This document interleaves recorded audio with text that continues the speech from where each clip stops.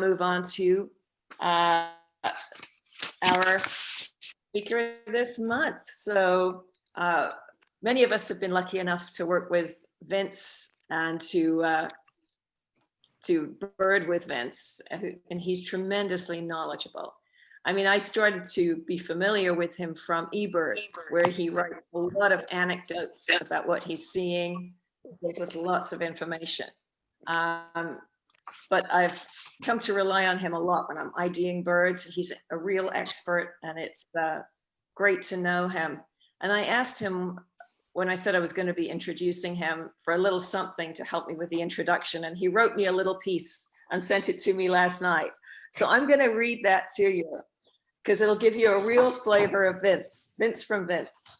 A casual birder when I bought my first bird book in 1977, so start doing your math. I became interested in more serious bird watching just a few years later. Over the span of the next 20 years, my many fly fishing and grouse hunting excursions to the mountains and valleys of Northeast Pennsylvania, Northern New Jersey, and Southern New York State not only served to sharpen my skills as an outdoorsman, but also heightened my fascination with these delightful feathered sprites that seem to pop up everywhere I went during my long days spent in the field. What wonderful distractions they were. My interests eventually turned more towards learning about these colorful, busy, and fleeting interlopers, and less about hunting, as they were far more challenging and difficult to fully understand. One day I woke up and discovered that I was more a birder than I was a hunter. I was and still am a fly fisherman. Some things never die. That is the natural path that a lot of my hunting partners and peers seem to follow as well. After all, birding is hunting, isn't it? Fast forward a few years, I find myself birding and exploring at every possible opportunity, trying to absorb as much as I could about birds, their lives, their behaviors, and their habitats as possible. I have come a long way down this road, but I am still as enchanted and eager as a 10-year-old at the prospect of seeing or learning something new about the natural world that surrounds me. Every day is an opportunity to learn something new, isn't it? My new hope and goal is to excite and inspire the same spark in other people, and I work hard every day to try and make that happen. It's so much more than simply, what bird is that? It should be more like, what bird is that, and why is it there? What are the elements that brought this bird, this habitat, this time, and this humble observer together? Simply endeavoring to understand these things will make one much more than just another bird looking for check marks on the page, and more of a natural, holistic, and complete birder. Give it a try, it works. And with that, I'm going to turn it over to Vince. And Vince, if you'd like to share your screen. Hello, everybody. I'm glad you're all here. I'm honored to sit before you all, and hopefully I'll be able to share a little bit of my knowledge about field ID and understanding sparrows in particular. Actually, I'm sorry, Vince. Can I just stop you one moment? Yes, I forgot to explain to everybody. I know you want this to be a very interactive experience. And so what we're going to do is we're going to mute you all for periods of time while Vince is presenting. And then Vince is going to take pauses about 3 or 4 times and questions. So if you could just raise your hand. If you hit the participants list at the bottom of your screen, you'll see that there's a chance there next to your name to do a hand raise. If you raise or write the question in the chat at the bottom of the page, we'll know that you have questions to call on you. That will help. But trust me, we're going to take your questions as we go through, but we're going to mute you while Vince speaks just so that he can get it out, the information out. Okay, sorry, Vince. That's quite all right. So I imagine many of you are here because you'd like to learn more about Sparrow ID. Sparrows they can be difficult. They're all the little brown jobbies, as they're affectionately known. There are, however, several keys that one needs and can look at in the field to demystify identification, both in the field and later on, if you're a good note taker, which we should all be, at home with your bird books.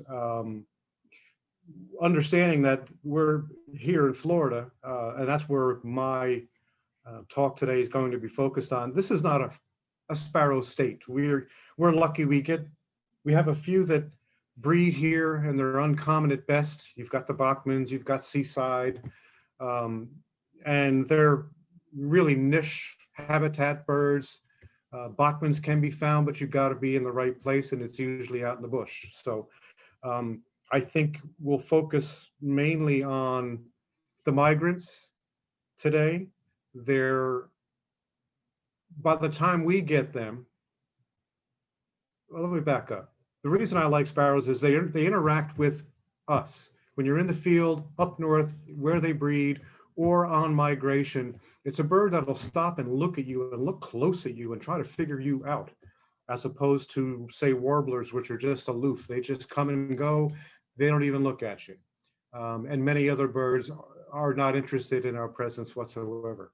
I think I became fascinated by sparrows in particular because of that ability to actually interact with them. You get eye contact. They want to find out what's happening.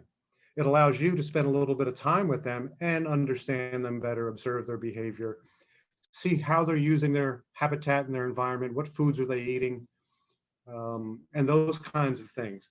All of that helps you understand them, and knowing what keys to look for to pull the species apart will help you going forward as far as identifying them and separating one from another. They're not as hard as we all make them out to be. I think we all need to understand that and be a little bolder. Look at the things that we're going to go over here today. And I'm sure the next time any of you here encounter one of these little brown jobbies out there in the field, you're going to have a lot easier time trying to put it into the category it's in, and then extrapolate from that process of elimination, figure out what it is you're looking at. So again, I welcome you all here and thank you so much. Let me look at my my notes that I wrote down here today so I can get moving along here. I think that the problem that we have is we don't see enough of them. And I think part of that is because here in Pasco, especially West Pasco, we don't have a lot of habitat here. West Pasco being oak scrub, the only real places that we're going to find sparrows in any numbers in the wintertime here or at any time is going to be around marshes and wetlands with your swamp sparrows and your chipping sparrows and grasshopper sparrows in our grasslands, but we don't have a lot here. And you need to get out there where they are, understand the habitats that are here and available, and explore them a little bit. So that is our dilemma. That's what we're up against, is we're not in a sparrow-friendly habitat, but that does not mean they're not there. And for me, I mean, from up north, I'm a sparrowhead. I'm used to seeing 100, 200, 300 a day in October when they start coming through the farm fields that were my daily haunts, just a few years ago. So it's one of those things, pray for me. I live in Florida and I'm a sparrowhead kind of thing.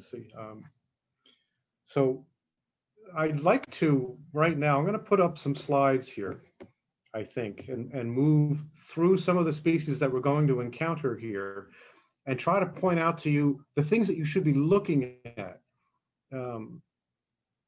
I think first and foremost, most of us here, I think, are already at the point where we see a bird in the field, and you should all be, if not now, strive to be the kind of birder that can automatically put that individual in the category of what it is by the general impression and shape and size and habitat and all that. In a fleeting glance, it's a sparrow. No, it's a warbler. I think it's a vireo. It has blue legs and feet. It's a corvid, categorize birds. It's a jay, it's a flycatcher. That's step one. Once you get beyond that, then you can start putting together the key features, field marks, best to be looked at. And when I look at a bird in the field and a sparrow at 100 feet, people are always, everybody wants to look at the color. It's brown and it's got little red spots on it. I look at how the bird is built first, then I look at the color, because looking at how it's built and how it's using its environment can sometimes tell you what it is immediately before you start doing a critical analysis that may or may not be necessary. There's a couple of field guides that I'm going to reference here. If you guys have the Sibley Guide to Birds second edition, you're halfway there. That's the book.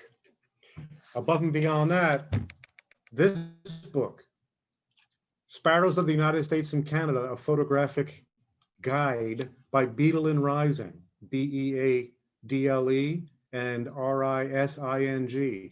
This book gives you enough text to demystify and understand behavior, usage of habitat, and other critical things that really, really are critical to understanding sparrows more thoroughly. And I was glancing through the book. I never read the front papers of books when I get them, but this one here I read yesterday and I felt I needed to share this.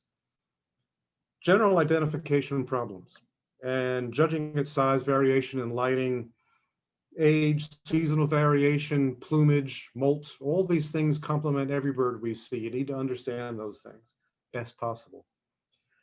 But I kind of like this. How large is the bird? Generally, it's not possible to measure an individual in the field, but often there will be some other object near the bird that could be used for comparison. That's important because we're looking at birds in our habitat here that are sharing space with sedge wrens, house wrens, a million palm warblers, and they all have the same behavior and utilize the same space. So again, that just gets back to, what is that bird? Is it a sparrow? Is it a sparrow-like beast? Fine, then you can move along and start more critically taking a look at it. So you can use size, shape, behavior, understand the way it's using its environment. These books, and especially Beadle and Rising, will help you tremendously at getting that under your belt. Once you have that, the rest is almost easy. So let me see if I can share my screen with you here. And hopefully you folks can see a bird on the screen. Are we seeing this, Peter and Christine? Okay. What we have here is an adult breeding, Old Bridge, New Jersey. I shot this about 10 years ago. This is a chipping sparrow. And I'm starting with this one because it highlights some of the problems that we see here. We look at our bird books and they show you this breeding bird. The bill is black. It's got a red crown. It's white. But again, look at the structure of it. Look at the tail. It's long. It's got white edges. That's a chipping sparrow, breeding plumage, spring and summer. We never see them here. By the time we get them, this is what they will look like. Hold it now. That bird, black billed, gets brown. The red crown fades to gold. The body's still clear. The tail is still long and the tail still has white edges. So this is a non-breeding chipping sparrow. And this is the way we're going to see them here. It certainly is useful to know what a breeder looks like, because every now and then you'll find a bird that looks like this one in front of you with a black bill. It's just not fully transitioned, and it may be an early arrival. The bird books never show you all the in-between plumages. A lot of these birds, their soft parts, skin, legs, beaks, change color as we go through the season. These two books that I advised and referenced will help you more than any other field guides that I've seen to date. So this is a non-breeding October chipper, and that's another spring chipper. Look at that tail. Look how long that tail is. That's going to be important as we look at other species, whether it's breeding plumage or not. Structure always trumps color. Now this bird's puffed up a little bit against the cold, which is why it looks so chubby, but just look at that tail and remember what we're talking about here. Another non-breeding plumage chipping. Clear breast. These are the things you look at when we see our winter chippers here. You're looking at the breast. Like everybody's, again, they want to look at wing bars and what color is the head and all that. Look at the breast. Look at the bill. Now, one thing that is obvious and many bird books will tell you, the mustache, the stripes that run down from the bill, the malar stripe, that thin little line, the eye line, those are critical features in sparrow identification. But whether that bird is alert posture, relaxed posture, or afraid of being eaten posture changes radically the shape and configuration of those facial markings. When you understand how they change, given the bird's change in posture, head erect, head relaxed, all that, then you can use them. But until you understand that those facial features change dramatically, maybe it's best not to use them. Bill, tail length. Is the breast clear? We'll see other types of breast other than this one in just a minute or so. Now, here's another spring chipper. Again, look at that long tail, clear breast, finish, not too large bill. Still has a crown, but the crown is brown on the non-breeder as opposed to black on the breeder. Here's a good shot. This is one of the best, because this is the way we're going to see them here, chipping sparrows. In addition to the horn-colored upper bill and a pinkish lower bill, that two-tone bill is typical of a fall winter chipping. But more importantly, look at the long tail, white-edged, clear gray breast, and two features that will help you separate this bird from other birds that may be mistaken for it. Gray rump. All winter chippings have a gray rump. There are others that do, but they don't look anything else like this. So it's looking at the bird in total. The bill, the tail, the breast, gray rump. Look at the back of the neck. It's gray. It's always gray on a winter chipping. So when you look at that bird in total, even if you're only looking at the back of the bird, can't see its beak, but you see the gray and the long tail, and the really rich rufous crown. Those are your keys that you're looking at a chipping. And here's another front view of a winter chipping. By the way, most of these photos, I think everyone here is a New Jersey bird, which is why we're going to see them in both breeding and non-breeding plumage. But again, clear, totally unmarked breast. The bill, part horn, part pinkish. And if you notice, that dark eye line is not as visible on this bird as it would be on others. That's because he's holding his head in a position that could obscure the actual configuration of the malar, the mustache, the eye line, the laurels, the spot in front of the eye. But notice on these chippings, on all of them, look right in front of the eye, directly in front of the eye, between the eye and the bill. It's a smudgy, dark area. That's critical to separate it from a close relative. Sometimes found here, not common, but if you look for them and know how to ID them, you'll see them. And Joe's smiling because he knows what it is. I see it there, Joe. Hold on now. Okay. All right.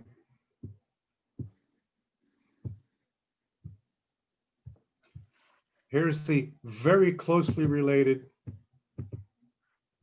clay-colored sparrow. Still, the genus is Spizella, and it's the genus of sparrows that includes clay-colored, field, chipping. Again, they're all long-tailed, they're all built the same, they use the same environment pretty much. Now look at this clay-colored sparrow.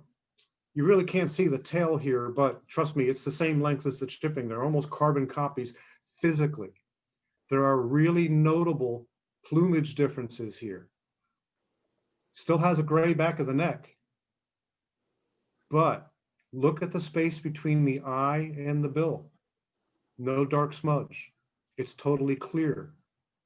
That is your field mark. That is your distinguishing, unique characteristic separating the clay colored from the chipping, which they will hang out with. Clay colors are very uncommon here. They're out there. I'm a believer that many of these birds are just underreported and go unseen because we are not putting ourselves where they are. Birding for sparrows requires muddy feet and scratch legs. So I think that's one of the reasons that they go unseen and underreported. But that is the critical feature. When I look at a bird that I think is a chipping, the first thing I do is look at that space between the eye and the bill. 99.9 out of 100 of them are going to have the dark smudge and reveal themselves to be chippers. One of those is going to look like this. Additionally, these winter clay colors are a little less gray and a little more buffy, golden, amberish overtones to the plumage. We don't always get to look at them in good light, so that is not a fair feature. Whether the light is good or bad, that lack of the lores, L-O-R-E, in front of the eye is what you're going to be looking at. So that's important to separate the chipper from the clay color. And here's another one in that family. As I mess up. We all love these. Anybody from up north knows what these things sound like. And that's one of the sounds from New Jersey I miss the most, literally, is the hundreds and hundreds of these things I would see during the course of the year and a wonderful little song. We are deprived of the benefit of birding by ear with sparrows generally, because by the time we get them, their hormones are down to winter levels. They don't sing, they're not defending territory, they're not proclaiming anything, they're not looking for a fight. So I want to take this moment just to say it's worth, though, learning how to ID some of these sparrows by ear based on their calls. They alarm call, they contact call, they make sounds between each other. You have an unruly dog there. That's funny. Oh, cat. So even though they're not singing for us, learn their vocalizations. They're always talking amongst themselves. And I'm bringing that point across here now because field sparrows, unlike song sparrows and clay coloreds and grasshoppers and others, usually live in family groups all year. So when you see one field sparrow here at Connor Preserve or Cruz Lake or wherever, look around, because there's almost always 2, 3, 4, 5, or 6 in one pod. They're a herd animal. They constantly contact call back and forth. So be aware and keep your ears on. So this is a typical rufous phase or red phase, which is 98% of what you're going to see out there in the way of field sparrows. This one was taken at Sandy Hook, up off of New York Harbor. This is a juvenile field sparrow. Now, let me back up a minute here. Look at this bird. Clear breast, but it's a little buffy on the upper part, gray clear on the lower part. However, all right, Vince, that could be a chipping. Well, it could be, except the bill is pinkish orange. And it's always pinkish orange. And that rufous crown. It has a gray nape of the neck. But now you're looking at the clear breast, orange bill. Almost always says field sparrow, even in a juvenile, except this one is still young enough that it has the flecking on the upper breast of a juvenile field sparrow. But again, look how long the tail is on this bird. White edged, showing its belonging to the genus Spizella.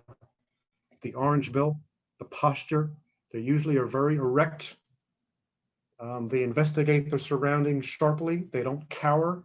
If that bird is not standing up straight, it's gone. It's already disappeared. They don't hunker down like a song sparrow or a grasshopper or some other birds will. And it's important to understand that. It sounds like a useless detail. How is the bird behaving right before it flew? It's a very important detail that you'll find as you go down the road. Here's another winter field sparrow. Again, clear breast, long tail, visible.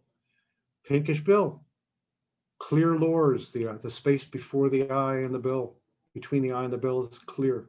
Rufous crown with a gray median stripe. That thin line going down the center of its head is called a median stripe. But everything there is just hallmark, just perfect representation of a field sparrow. Gray nape, clear breast, maybe a hint of a smudge in the center. Minor point, you're not going to see that most of the time. Behavior, location, how it uses its environment. Field sparrow, when you scare it, when you alarm it, it's going to fly around 50 feet, go to a bush about 8-10 foot off the ground, stop, turn around and look at you. Almost always will they do such a thing. A chipping sparrow will fly 50 feet to the top of a 50-foot tree and then look at you. So they utilize, even though they can share space because they use it differently, and understanding how that occurs is important. I know it seems like a lot. Beetle and Rising will help you with a lot of that. And seeing a few thousand of these things won't hurt either. So, a male singer, springtime in New Jersey, on an old farm that was around the corner from me that I used to bird at almost daily, but shows the critical hallmarks that you're going to see winter or summer of the field sparrow. Orange bill, pinkish orange bill, long gray tail, white edged. The rectrices, or the tail feathers, are known as rectrices. They are always gray with a white edge. The gray shoulders, the gray flanks, everything points to field sparrow. Very hard to mistake this one for much of anything else, which is a good thing. Another juvenile, still with a fleckled breast, but even at this young age, you can see the rufous crown beginning. You can see the pinkish orange bill. You can see the very long tail, the alert posture, and its willingness to make eye contact. I think, like I said before, that's why I love sparrows. They're willing to stop and check you out. Like this guy. Adult, midsummer field sparrow. Gray nape, gray face, rufous crown, orange bill, long tail. Self-evident. And this one stopped, flew at me. I'll never forget this bird. I thought it was going to fly away. It flew, I was about 20 foot away. It flew into my face, got around 8 foot away, checked me out for a second, then took off like a bat out of hell. But he needed to take a look and see what was happening. And I love that. I'll never forget him. But that is textbook. The raise hackle, a lot of sparrows do that. Some more than others, which you will see, and I will explain to you. Body posture, how it's used, its facial and body feathers, each one is connected to a series of muscles just underneath the skin that allows them to raise or lower the hackles, puff up their face, raise up their crown. All those things are triggered by responses to stimulus around them, being frightened, being challenged, defending territory from a rival, and many other things in their environment that stimulate them. Their curiosity, when they're not sure if they should be frightened or not, that's pretty much the look you're seeing right here. He knew I was there, but he didn't know if he should be scared or not. He didn't have any reason to be, and he figured that out eventually. So all right, let's go to, here's one that are pretty uncommon. Central Florida, pretty rare. Earlier we were talking about, to those of you who had joined us already, with all the evening grosbeaks, pine siskins, redpolls, purple finches that are invading New Jersey and Pennsylvania and Maryland and Virginia, that sounds like the kind of year. This is a fox sparrow. These are rarely found any farther south than North Florida at best. It's a winter-loving bird. It'll plow through the snow in search of seeds. They actually use their breast in 6 inches of snow and walk through it, pushing furrows where they can then use their snow-plowed open ground to forage for seeds. So they're not timid, they're not afraid of cold weather. But in a year like this, it is entirely possible that these things can and may be found this far south. So I think it's important that we at least know it. We hear Floridians or West Pasco or Central Florida birders. It certainly pays to understand them, know what they look like. First thing you're going to notice when you see a fox sparrow is, holy cow, is that bird big. They are enormous. They're double the size of a field sparrow, double the size of a chipper. They're bruisers, and they're just big, bold birds. I love them. Look at the two-tone bill. Some people will maybe mistake this superficially for a field sparrow. Rufous crown, gray and red face, but everything else about it is different. Look at the heavily flecked rufous breast. The flecks are like upside down chevrons. All fox sparrows are going to have that type of a breast and the two-tone bill. Look at the lower mandible inner part. It's always yellow. The rest of it is always horn. So superficially it looks like a field sparrow, but looking at those, again, I keep going back to it. First thing I'm going to look at, whether it's this bird or any other sparrow, I look at the bill first. That tells me, what else do I need to see? What else do I need to pay attention to? Then the other things like, wow, it's big, or wow, it's tiny. If your mind says that's tiny, well, that's not a fox sparrow. Start thinking about a field sparrow, which is obviously here, much more likely. But some of you guys are up north, and some of you guys are out west, and these things are very abundant in many places in the country in the spring and fall as well. So dead of winter, fox sparrow, Great Swamp, New Jersey. Again, this one flew into me. I was in his space. He wanted me to know that. Just checking me out to make sure I wasn't going to cause any harm. He was with his flock. This is another sparrow that stays in clans, family groups, and travels in groups of 5, 10, 12, 20. And I think some of the dominant males still, even though they're testosterone free, still have enough machismo that they're going to be the ones who check out their environment and make sure they keep the clan safe. And trust me, they are smart enough to think that way. And yep, they do think. So again, upside down chevrons, two-tone bill, clear as a bell. Another winter Great Swamp foxy, red, all red and white, gray, two-tone bill, whitish eye ring. Sometimes it's not that visible on this particular bird. It is. I think it's benefit of everything else in the photograph being gray and pale kind of just highlights the eye. That's another thing about IDing any bird. Sparrows are no different from photographs. Be careful. These digital cameras are great, but they mess with us many times. So another foxy, two-tone bill, red chevrons, gray and rufus. Tail is not as long as a spizella. Tail not quite as long in relation to the rest of its body as a field or a chipping. But it's a sturdy paddle-shaped tail, much like a song sparrow. Another one, chevrons clear, two-tone bill clear, white eye ring clear. Notice I haven't talked about plumage all that much, quite frankly. Not that it's not important, but so many other things are going to get you there. In total, look at other things, then look at the wing bars and the brown spot on its eye or whatever. So it's amazing how often I prove to myself that some of the techniques that we've all been taught to use have hurt us more than helped us. We're going to change to Ammodramus genus, these dainty little wonderful things, grasshopper sparrow. This is a breeding male singing in one of my local grassland haunts up north. We're not going to get them singing here, and they're really hard to hear anyway, unless you have young, good, sharp ears. They're and right on top of them, I can't hear them anymore. So I think my ears have gone around the bend.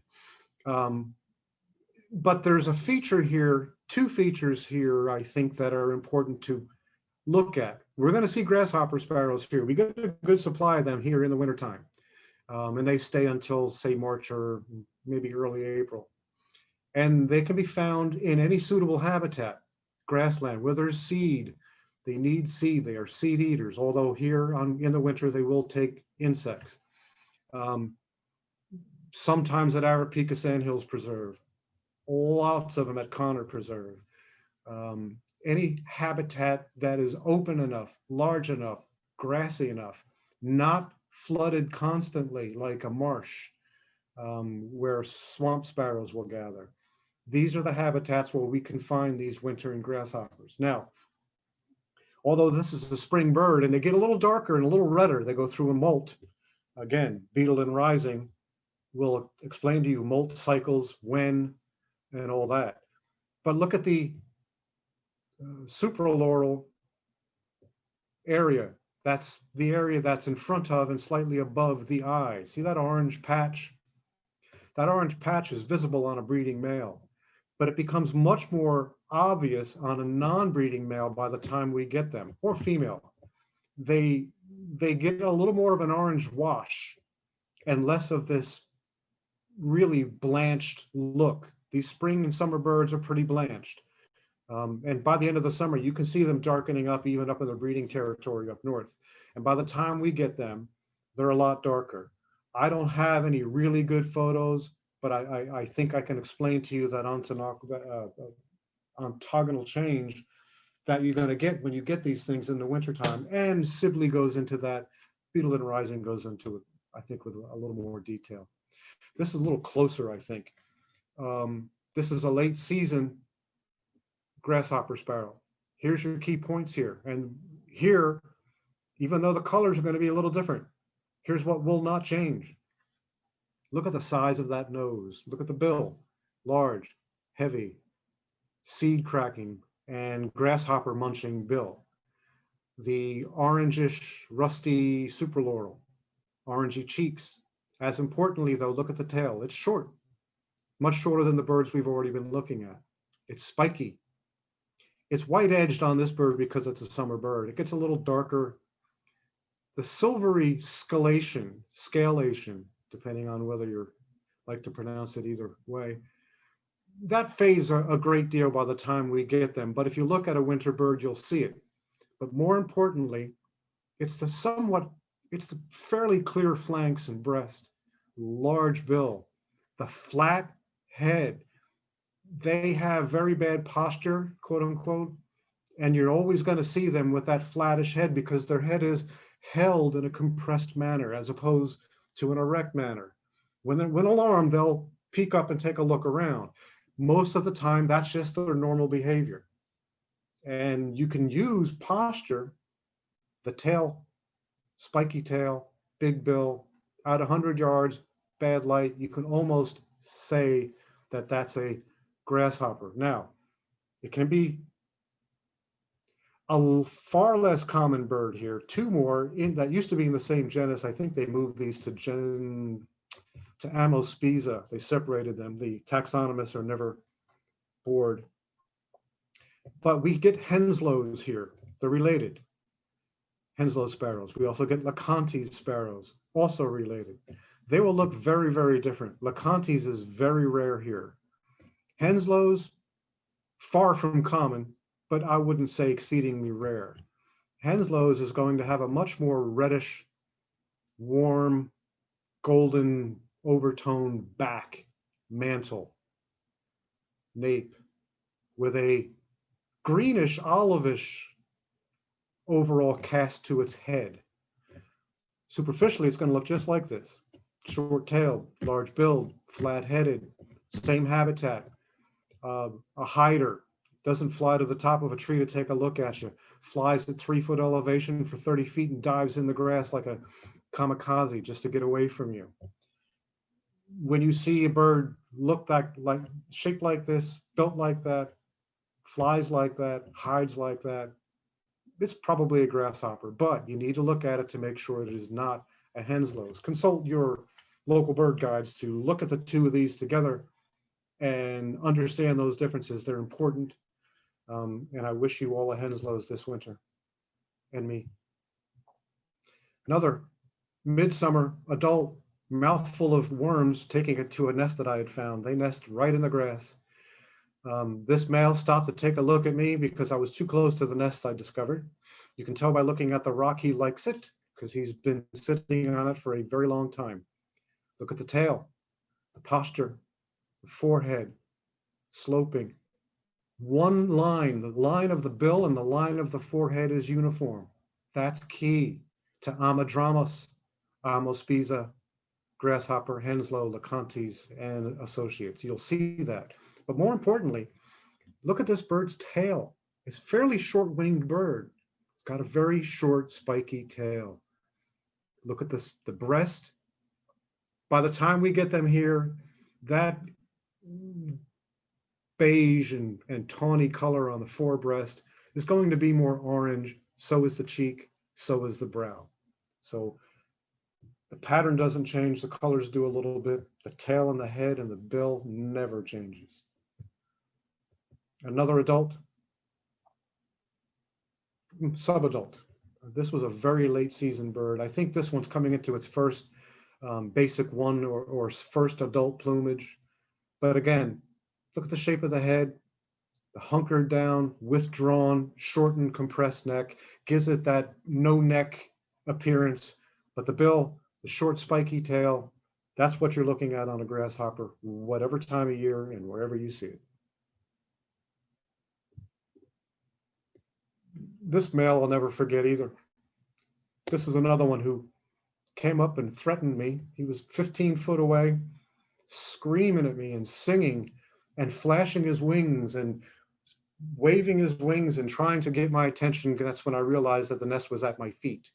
Luckily, I found it and was careful enough to cause it no harm. But again, this is why I like sparrows. This bird will fly up to you and kick your butt. No warbler species will do that. They will just fly away as fast as possible. So the fact that they're willing to play with us and interact with us just makes them that much more endearing, in my opinion. Juvenile, very late summer, maybe August. The orange crown, the orange super laurel there, again, acquiring adult plumage. Another adult male coming to check Vince out very closely. He would do this for a minute and then sing his head off for a minute. And I sat there and took about 300 photos of this guy that day while he just sat 12 feet away from me. Do that with a warbler. Again, posture, short spiky tail, the bill, the forehead, the short neck. This shows it well too, short spiky tail, heavy bill, sloping forehead, one plain bill and head and forehead and crown. So there's your grasshopper. And those we can see down here. And we're going to see a lot of them. You can put yourself in the right place. Going to touch on Lincoln's here. Lincoln sparrow, one of my favorites because I think it was the first designer sparrow that I ever found years ago when I was a beginning birder. I didn't even know they existed until I stumbled across them. Different genus, Melospiza, larger birds. There's 3 in the genus: Song, Lincoln's, Swamp. They're all almost identical with slight differences in build, major differences in plumage. We're going to go through all 3 so we can figure out what they are. All the Melospizas are built the same, long but heavier tail, paddle tail. Bill is horn colored. That's noticeable. Look at this mustache right behind the corner of the mouth, and then the malar stripe that goes down from the lower mandible down into the chest, and then the eye line. Within Melospiza, because their body postures are almost always similar, those 3 lines, which are not reliable because, again, they move, they change, they fluctuate, but among that genus, I have used them to pull them apart because a Lincoln's in the right plumage or wrong plumage, bad lighting and a bad look, and a lousy photograph is going to give you a hard time distinguishing it from a song. So look at this now, but most importantly, upper breast, buffy colored, always streaked. Those fine streaks and the buffy color is what's going to separate it from the other two only possibles that it can be confused with, swamp and song. We'll see a little more of that. See, the tail is long, but not white edged. So we know it can't be a chipping. We know it can't be a field. The posture of the wing here is important because Melospizas are very fond of that droop wing posture where it's dropped down from the shoulder. But again, horn colored bill. Lincolns do show that little bit of a khaki look overall. The wash to them is a bit olive, khaki colored. That's pretty consistent, can be used even when we get them here. That shows the olive color, the mantle, the horn bill, the general scalation. Notice what you're not seeing. You're not seeing a gray nape, a gray mantle, a gray rump. So you automatically have eliminated birds that you know are always seen in gray. This is the feature that, I love this picture. Lincoln sparrows closely related to swamp and song, but they're built a little different. They're a little lighter and they have a thinner, laterally compressed head. When one turns and looks at you and you're not sure if it's a song or a swamp, you know it's a Melospiza. And I encourage everybody, learn to put these in that category. That's a Spizella, which means it's a chipping or a field. No, that's a Melospiza. But which one? Then it turns like this, you know immediately it's a Lincoln because its head is so compressed. You've got the flex, you've got the buffy upper breast, you've got that median gray line and the rufous crown. Most importantly, that very thin head. And typical alarm posture, raising the hackles, maybe more so than most of the sparrows out there, although they're all capable of doing it. Lincoln just seems to do it a little more rapidly or readily. Again, typical Lincolns, horn bill, upper breast, flecked. Very important. All right. I'm going to go to the song now, seeing how we're in Melospiza. I'm a little out of order, but that's Melospiza, staying with Melospiza here. Song sparrow. Looks a little like what we get in numbers here, savannas. We get song sparrows, and again, this is one of those birds, I think we get a lot more of them than go reported, I think maybe just because, again, we don't have a lot of habitat here in West Pasco, plenty in East Pasco, but even the good habitat in East Pasco is unbirdable. It's all private property. The county and its endeavors to acquire properties, but they don't acquire any old farms. And if they did in the eastern part of the county, we'd all be able to see a lot more sparrows. Something I'd like to talk to them about, but that's another story for another day. Look at the centralized center spot in the middle of the breast, indicative of a song sparrow. Horn bill, look at the malar, heavy, dark malar stripe, the stripe from the bottom of the lower mandible down to the breast border. Much heavier on a song sparrow than other species that it could cross ID with. Some of these will show a little bit of a yellow supraloral, that patch in front of and above the eye. This one hinting at it, but never as bright as a savanna.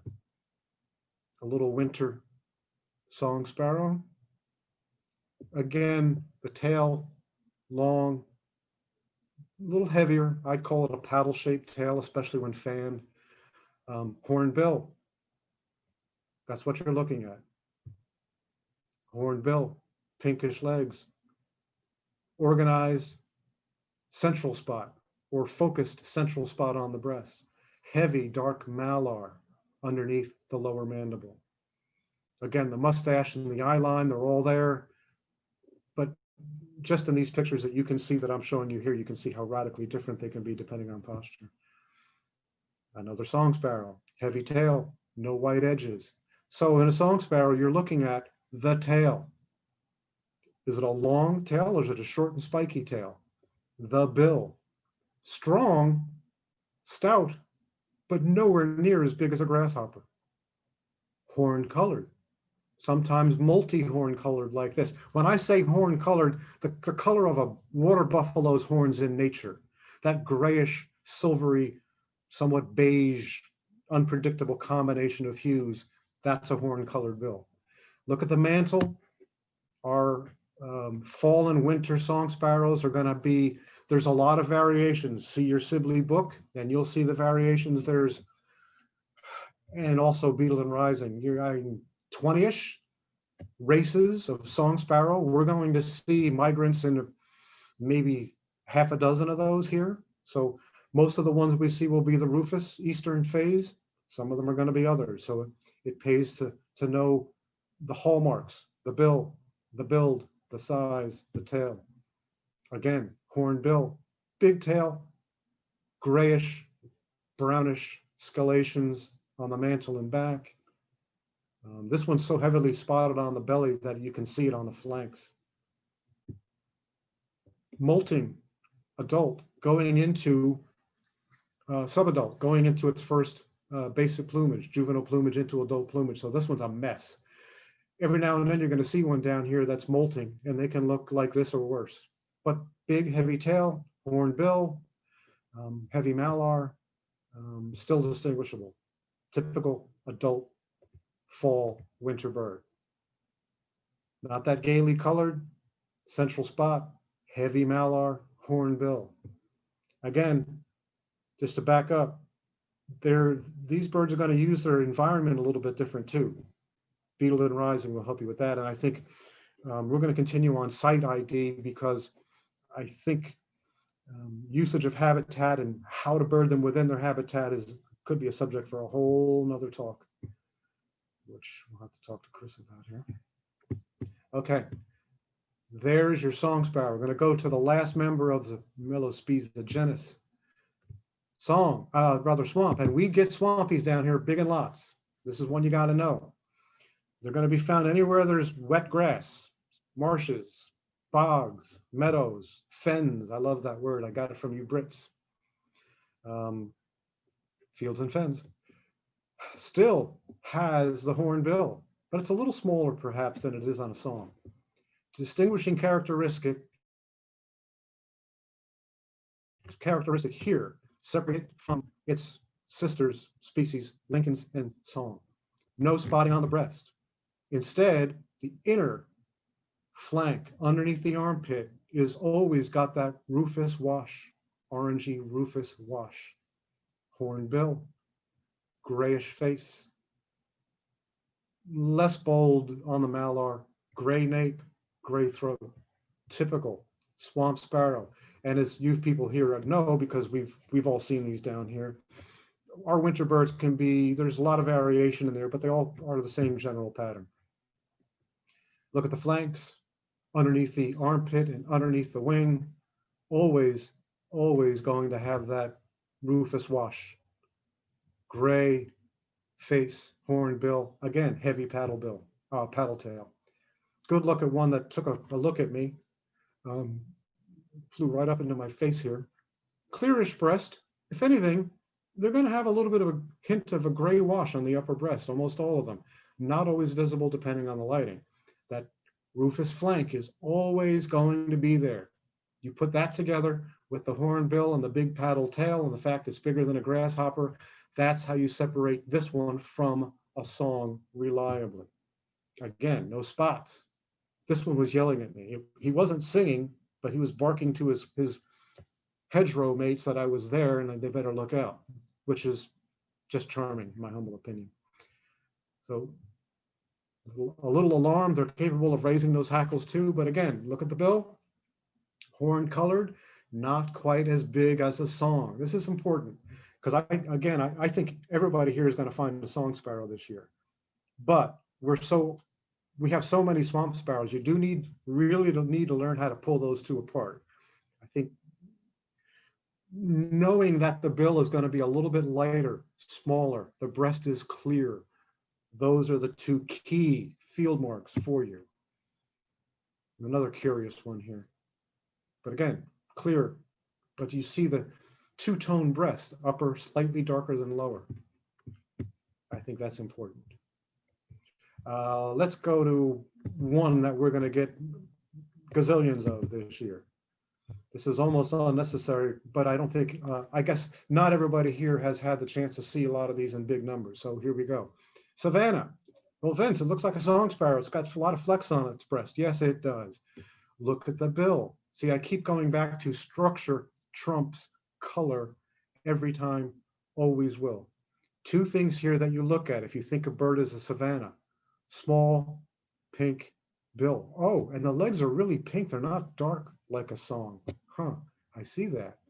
This one here does not show quite as heavy a yellow lore in front of the eye. Some do. But this one here wanted you to think, though, look at the central spot in the middle of the breast. Some savannas are going to have a dark spot in the middle of the breast. Some of them will not. They're very variable. So you need to look at other things that don't change. Bill shape, bill color, leg color, tail, which you'll see in a minute. They're built different. Look how short the tail is on this bird compared to a song or a swamp or a Lincoln's. It's a rather short tail, and they're a really small bird. Again, the pinkish bill. This one here shows no yellow supraloral, none. It's beige.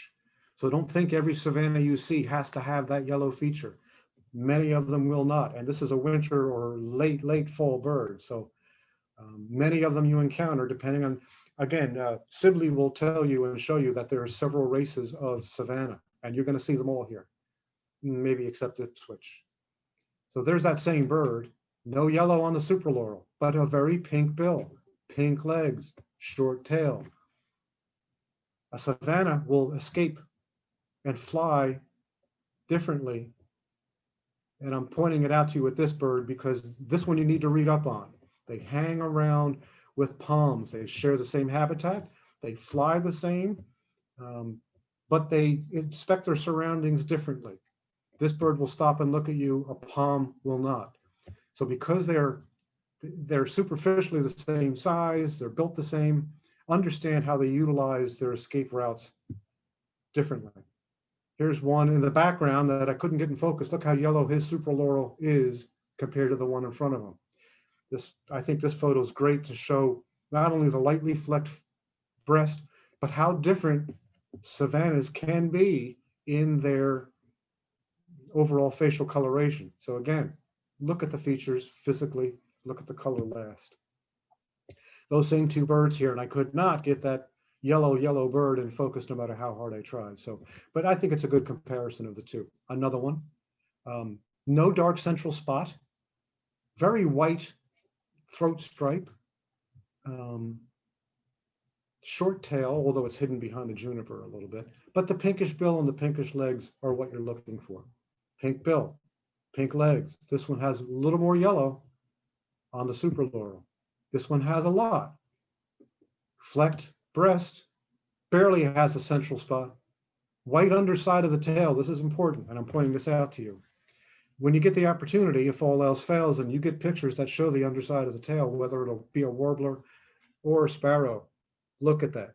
Sometimes you can nail or lose an ID depending on whether you got to look at the underside of the tail. But this bird here is giving up everything anyway. So that just screams savanna all by itself. And so does that, even without the yellow supraloral. Light flecking, pink bill, short whitish underside of the tail, short tail. Now the scalation here on the back is important.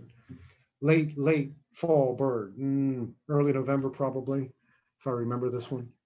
Pink bill. That scalation, by the time we get them, fades a little bit. When a bird's plumage ages, usually, but not always, the brightness of the colors just tend to diminish. They tend to get a little more obscure, a little less vivid. This bird still shows a lot of it. By the time we get them, some will, most won't. Singing, spring male, June male, one of my local grassland haunts. Hard to hear unless you're right on top of them, unless you've got good young ears. Again, a look at the back. This shortish tail. The bill wants to look silver. That's the light that I wound up taking this bird's shot in. No super laurels here that are yellow. Pink bill though, light colored pink legs. Pink bill, small, no yellow super laurel. All right, moving right along here. I'm going to go to my favorite sparrow here. Just love these. Vesper sparrows. Not rare here. We just don't have a lot of very suitable habitat here in West Pasco, West Hernando, East Pasco. There's plenty of good habitat. Most of it unbirdable, inaccessible. We just can't get on these fields, these farms. It's important to know that they are here and locally can be common or locally regular here in West Pasco if the conditions are met. They like to walk in dirt. They like to feel gravel underneath their feet. I'm delving off into behavior because with this particular bird, it's important. You're not going to find them unless there's dirt that they can walk in. You're not going to find these birds. They like gravel, rocks, road gravel. That's why they're so commonly found up there on Auten Road out in East Pasco. The conditions there with that, I guess it's a reservoir and capped off old dump there. There's a lot of gravel roads, a lot of fields that are kept cropped. They like to walk on bare ground. You find bare ground, you may find vespers. Only one thing you need to know about a vesper. No, two. I think they're both equally as important. But the eye ring is always unmistakable, whatever plumage. These two, you're looking at two birds here. The one on the left is a first-year bird, was begging from the one on the right, who I take as one of the parent birds. Even though this bird is 4 or 5 months old max, maybe 3, maybe 4 months max, it still has that broad, vivid white eye ring. That's what you're looking at. That is the key field mark. If all else is missed, but I'm going to still point out to you other things. You're going to get a look at a bird that might be a vesper, but you can't see the eye. There are other ways to figure it out. General color. I rarely tell people to look at the color of a bird. This is one where I think you almost have to. The warm, buffy overtones, quiet, understated colors of a vesper. Not unique, but unique amongst the sparrows we're going to see. Lightly flecked breasts and flanks. Look at the flanks. That's important. Slight flecking, slight warm buffy in the inner flank under the wing and armpit. Buffy flecking on the upper breast. But look at the bill. Triangular, or conical, purely a conical bill. A seed crushing bill. Horn colored. Treed bird, upper breast, pale. This one's a little paler than most, but longish tail, always white edged. That's another field mark on a vesper. The white eye ring, the horn colored bill, although this one's, the lighting made it look kind of blackish. I think that's just an artifact of the light. Same bird, a couple seconds later, the bill is not black. White eye ring, buffy overtones, understated colors. Nothing about this bird screams, look at me, look at me, look at me. Just a nice, calm, serene color pattern, color palette. The bill shape, the white eye ring. There's your keys. Same here. Horn colored, triangular, conical bill, white eye ring, muted colors. Good look at the eye ring. This bird I met a few years ago, 10 years ago, 8 years ago, and it was with its clan in a blackberry patch up in northern New Jersey. And we spent I spent eye to eye, as you see, with this bird for 45 minutes in a briar patch while it just sat there and stared at me, looked at me, sang at me. Around my feet were 3 or 4 or 5 other ones walking around, which I dared not move lest I scare them. I know that this was the dominant male in the clan. He was the one watching out, making sure I wasn't going to harm his girls or his kids. That was the most wonderful bird I'd ever met, and still to this day remains so. Um, how could you not love sparrows? How many of them are going to fly up to you at 10 foot and do this for half an hour? Or sing at your face and hopefully scare you away with his mean song. This is when I got really terrified. Beautiful bird. Again, eye ring, muted colors. No mistake whatsoever what that bird is. All right, we've got two more here we're going to go through. Again, these are birds not common here, but we need to know these. And I want everybody here to know these for two reasons. One, they're here. East Pasco, there's a lot of them. But here in central, maybe Pasco, occasionally in West Pasco, I still believe that these birds are just underreported. So let's learn about them. White-crowned sparrow.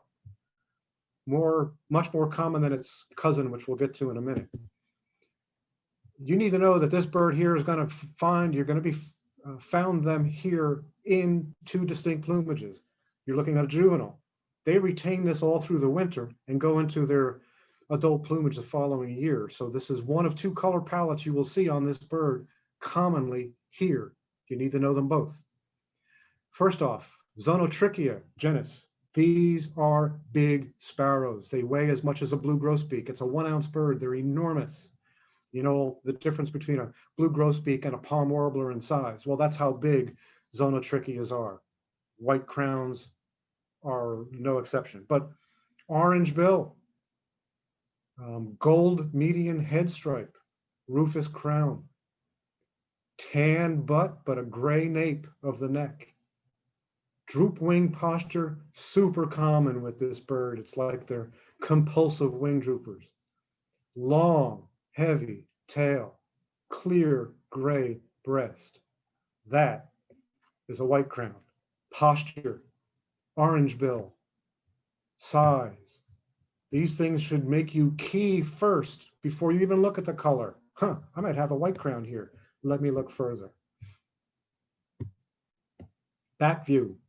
Gray nape on the neck, brown rump.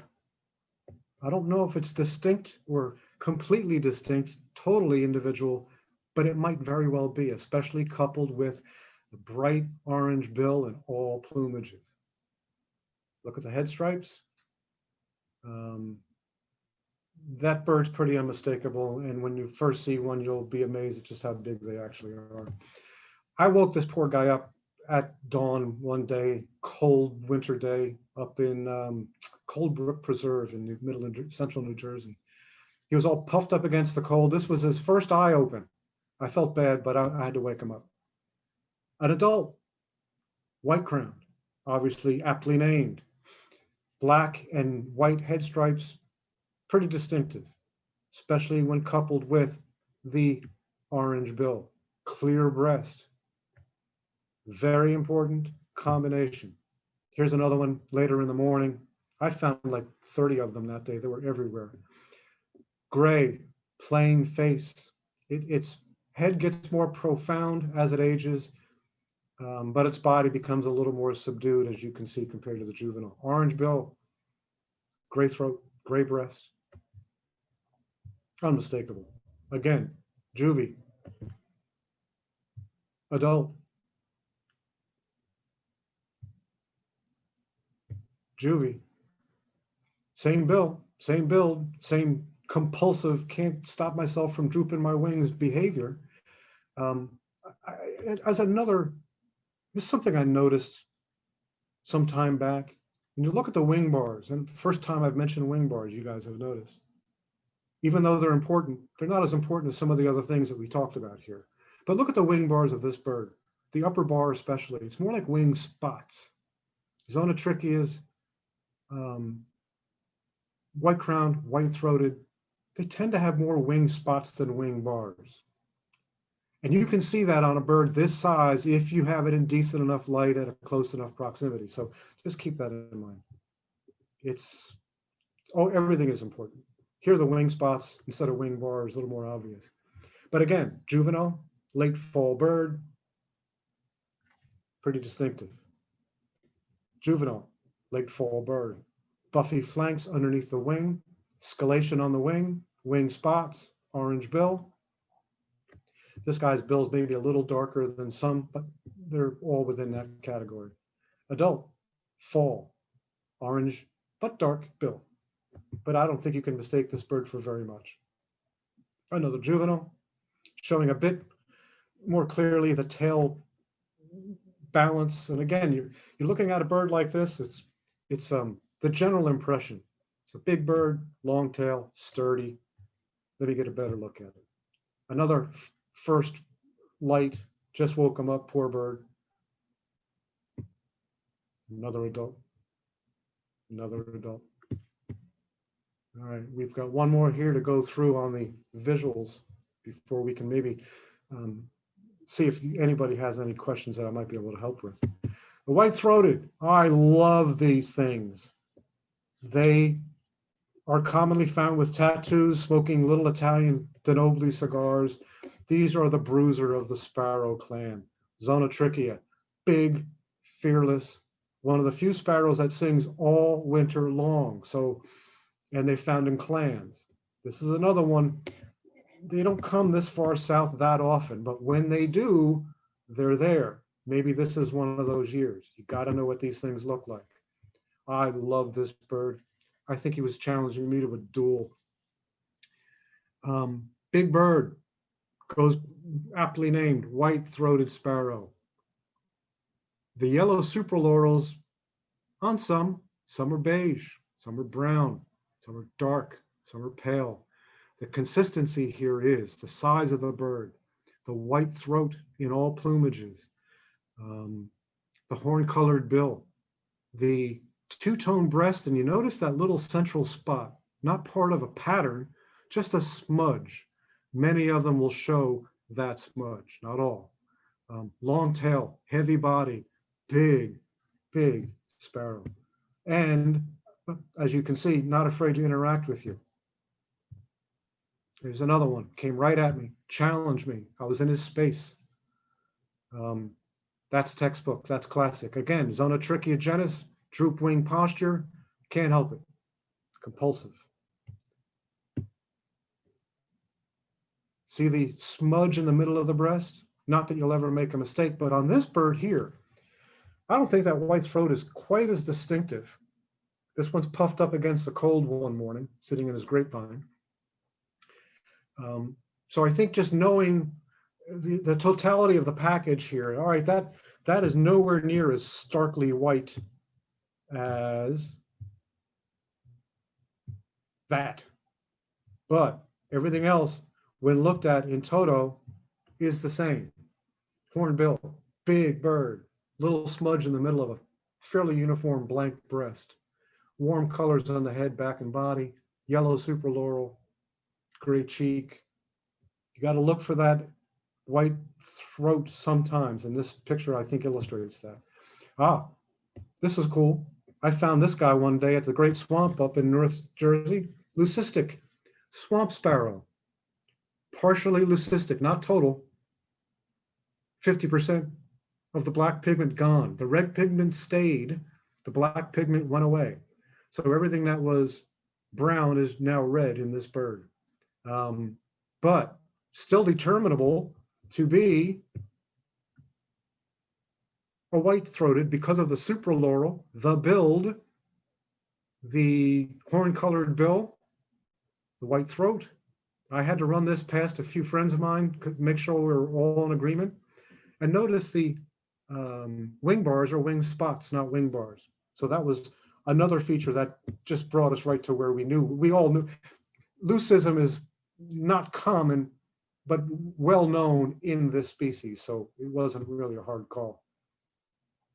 Back view of a nice late fall white-throated. Brown rump, fairly even clear breast. Horn-colored bill, shows it pretty well. Long tail, but not overly long, in proportion with the rest of its body pretty much. And a late winter singer. It was like 5 degrees this day and this guy still had to sing. Love it. All right, I'm going to show you a few more pictures here and then we're done with this. Because it's one of those years, I included this. This is a bird maybe there's 3 or 4 records in Florida, at least on eBird. That means there's 10 times that many have been seen. Remember, eBird doesn't show you where birds are, it shows you where birders are. Don't ever forget that. American tree sparrow. Maybe with all the northern birds coming this far south, we may get lucky and get 1 or 2 of these in here. A bird that never really has to migrate this far south. They are lovers of the snow and cold, and they play in it routinely. So, but it's worth looking at. Superficially looks like a field sparrow, doesn't it? Well, it would, except for the 2-tone bill, and that's why I'm showing this to you. The head, if it had an orange bill or a pink bill, would be all day long field sparrow. That yellow and black 2-tone bill sets it apart always, in all plumages, at all times. You need to know that. That smudge in the middle of the breast is always there at all times. That needs to be remembered as well. So I'm going to run through just a couple of these. You need to take a look because I want one of you guys to find one and then let me know where it is. 2-tone bill. Everything else about it looks like a half a dozen other birds we just looked at, doesn't it? But that 2-tone bill will set it apart from all but the fox sparrow, but it's half the size of a fox sparrow and has no red chevrons on its chest. So there you go. And there is the last slide of the American tree. So there you have it.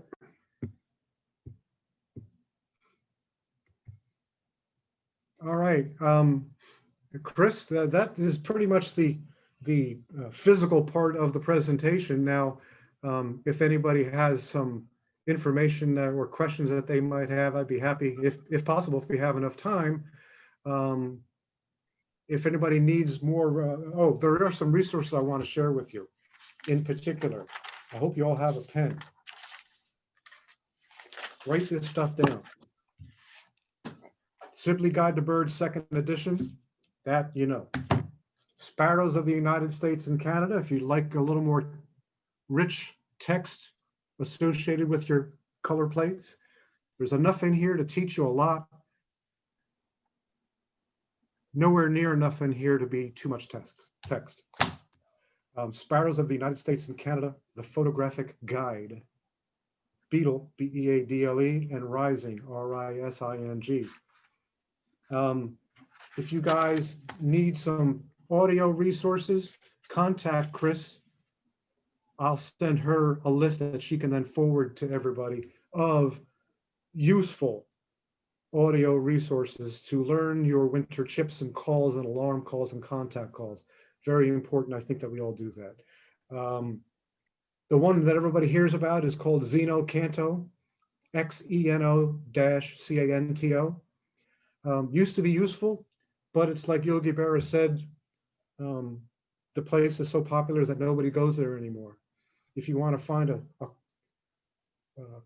flight call for a song sparrow, there's 800 entries. So you can't find the one you're looking for. If need be, contact Chris. I'll forward you guys resources that are actually useful. Learn the song, it'll be very helpful. So I hope that was useful for you folks. What do you think, Chris? Pipe in here. I think it's amazing talk. Thank you so much, Vince. Awesome. Everyone, if you would like to ask questions, just unmute yourself. That was so informative. I loved it. Would anyone like to ask Vince a question? Yes, Gail. Gail. The Merlin ID app that you can get for your phone. Yeah, that's pretty good for sounds. It actually is. You're right. I tend not to use a cell phone when I bird because I want to resist. I don't call or tape anything in. So it kind of keeps me from even being tempted to do that. However, I know people that use Merlin and do like it a lot. I think it's pretty useful. Yes. So any other question? Nancy?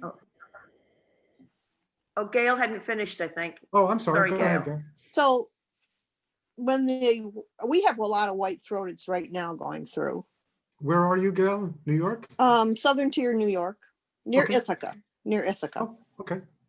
And there's one that's still kind of singing this time of year. White-throateds? You white-throated. Absolutely. They will sing all winter long. The song changes. You're going to hear the, oh, poor Peabody, Peabody. You'll hear that full Mhm. song, and you'll hear it a lot. Yeah. But Yeah. that song can get more disjointed in the winter, and you'll hear maybe Mhm. less of a organized song.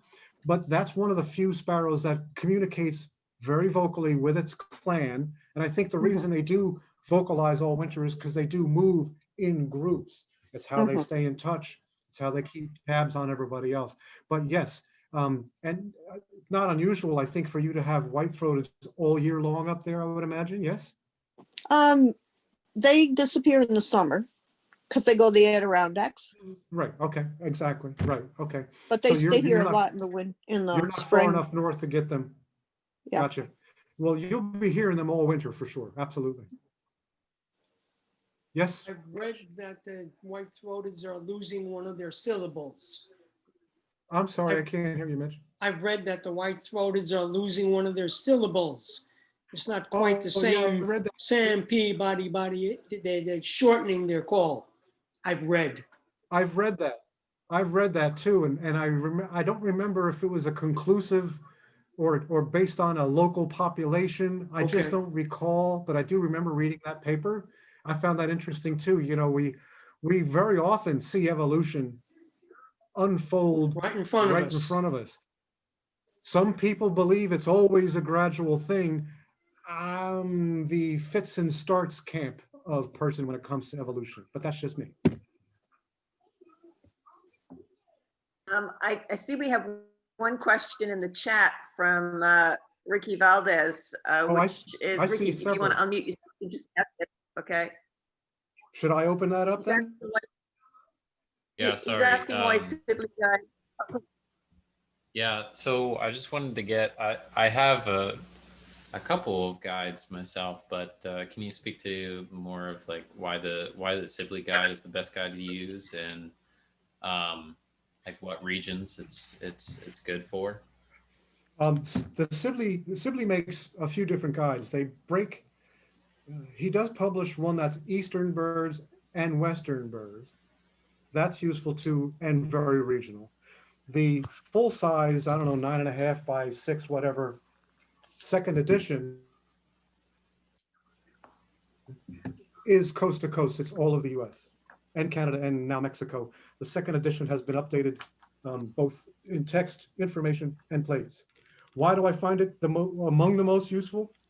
I think he shows the more common and useful variations of plumage that one might see on a bird between juvenile and adult um, plumages. And I think that, and I think his depictions, especially his newest plates, are much more accurate and I think show the bird as you can expect to see it in a subdued light. And if you know how he works, he doesn't paint these birds as if they were in a, a typical like bright morning light. He paints because that can change what a bird is going to look like to us. He paints them intentionally in like a soft studio light. So the yellows aren't too yellow and the greens aren't too green and all that. It's general colors subject to how they are then viewed live in the field. But I I think let's say this. I'd say Sibley shows these birds and their available plumages as well as any and better than most. And I think Beetle and Rising um, probably is one of the best go-to guides because of the associated text and helpful text. Hope that helps you, Richard. Yeah, thank you. Sure. Anything Thank you. else in the chat for us? Richard is one of our, he's our CLI, our Conservation Leadership Initiative student this Great. year, and is doing a lot of work out at the Birdline with us. So, and Excellent. he's going to be actually our student representative to the board. So it's great to have you with us today, Richard. Thank you. Absolutely. Thank you. I'm glad to see you. I have another question for you, Vince. Sure. You mentioned very briefly in your presentation like different areas that you can see sparrows and things like that. Are you actively like talking to the commissioners or the county concerning land conservation or acquisition for land? Well, it's funny that you asked that because Christine and I, after talking about it for a little bit, figured that I'm going to join one of the ELAMP environmental lands and acquisition and management programs meetings a couple of weeks. From what I understand, they are interested in hearing from people who are out there, boots on the ground, as you will. And I don't know to what degree I can help them, but I think I'm going to sit in and listen, like you once said, Chris. It'd be a fly on the wall and hear what I can hear and see if there's anything that I can offer to the conversation. Because Richard, I think it's very important that we do save. My family's been here for 35 years. 35 years ago, there was a lot of sparrow habitat here in West Pasco. Hudson was loaded with chicken farms and pig farms and sparrow habitat. There was plenty of it. It's almost all gone. So I intend to actively engage and see where that takes me. If I can offer any insight into acquiring lands that are sensitive, I'm going to make sure that I do so. So, yeah. And we have, so officially, Vince just became our representative to ELAP. So it's really great that we have somebody now who'll be helping us with that. So the county is very open to feedback and input. And so we're really grateful that Vince has made himself available to help with that aspect of our work, which is fantastic. I know we're running rather long here. This is such a wonderful talk, and I think you have so much more to offer, Vince. We're going to be doing some walks, right? I'm afraid we've lost a few people over the last few minutes. I think but we will be setting up some walks. Is anyone else here particularly interested in the walks? So you and I will figure this out, Vince, and we'll put it out there for everybody, okay? I think if you reach out to everybody, see what kind of a participation level you might get from what kind of group. We'll just say this, that I think that we can build maybe two types of walks. One, call it a less challenging walk, and maybe we can make a walk a little more adventuresome, a little more physically challenging, getting out into the bush a little bit for those who think that they're feel like being so bold. I'm sure some of you would like to, and maybe we can tailor more than one type, and Chris and I will talk about that, because I think a lot of what we've seen, there's some book learning here and some nose to paper time that is required. I've read my Sibley Birds book so many times. This is my third copy. The other ones have turned to dust. So I think it's important that we get out in the field though and see if we can scare some up. Then you can see how these birds think and how they act. Learning how to find them, like I said, that's a whole nother walk and talk, which maybe we can do sometime as well.